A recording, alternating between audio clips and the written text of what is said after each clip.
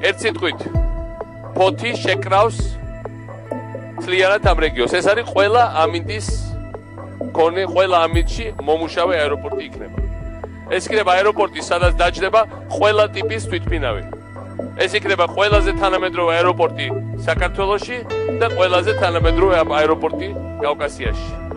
და ეს იქნება აეროპორტი, რომელიც იქნება მუდმივად დატვირთული, მუდმივად ჩამოიყვანს ტურისტებს, მუდმივად ჩამოიყვანს ბიზნესმენებს. ამ საათას აეროპორტი მუდმივად ისარგებლებს ჩვენი მოქალაქეები, ესე იგი მუდმივად ეს აეროპორტი იქნება წარმოუდგენლად მეტი შემოსავლის შეუდგენელი თითოეული ჩვენგანის ოჯახში. მე მაქვს ამბიცია, რომ იყოს 100%-იანი დასაქმების ქალაქი.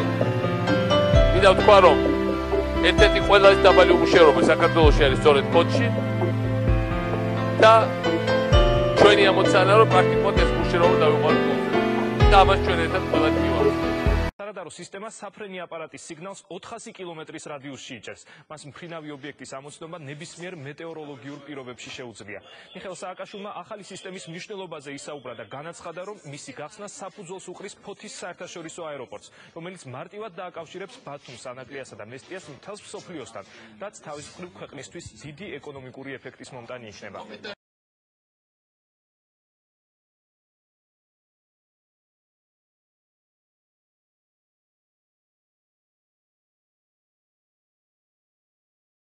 ეს ადგილია, სადაც ფოთის საერთაშორისო აეროპორტი უნდა აშენებულიყო. გადაწყვეტილება მიღებულია, ფოთს აეროპორტი არ ექნება. ამის მიზეზად მთავრობაში პროექტის გაუმართლებლობას ასახელებენ. ჩვენი ანალიზის შედეგად ამ აეროპორტის პროექტი იყო აბსოლუტურად გაუმართლებელი.